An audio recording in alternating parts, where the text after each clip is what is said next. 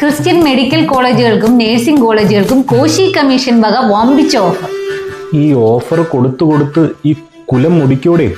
എന്തുവാണ് ഓഫർ? സാധാരണഗതിയിൽ ഒരു മെഡിക്കൽ അഡ്മിഷന് 50% ഗവൺമെന്റ് സീറ്റും 50% മാനേജ്മെന്റ് സീറ്റുമാണ്.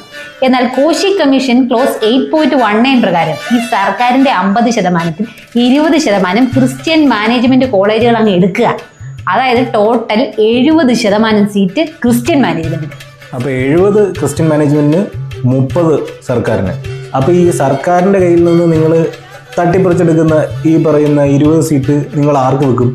സംഗതി കച്ചവടമാണെന്ന് മനസ്സിലായി. അത് മനസ്സിലായല്ലോ. ഞങ്ങളുടെ ബിഷപ്പുമാരെ കച്ചവടം നടത്താനായിട്ട് ആരും പഠിപ്പിക്കണ്ട. കാശ് തന്നാൽ നിങ്ങൾക്ക് ഞങ്ങൾ സീറ്റ് തരും. നിങ്ങൾ വലിയ കച്ചവടക്കാർ.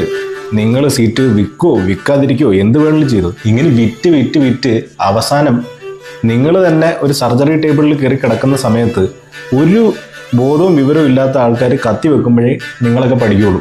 നല്ല അന്തസ്സായിട്ട് കച്ചവടം നടത്തുന്ന കാര്യം സംസാരിച്ചുകൊണ്ടിരിക്കുമ്പോഴാണ് സാറിന്റെ ഒരു പബ്ലിക് ഹെൽത്തും എത്തിക്സും. ഇനിയുണ്ട് ബെനിഫിറ്റ്സ്, കേൾക്കണം.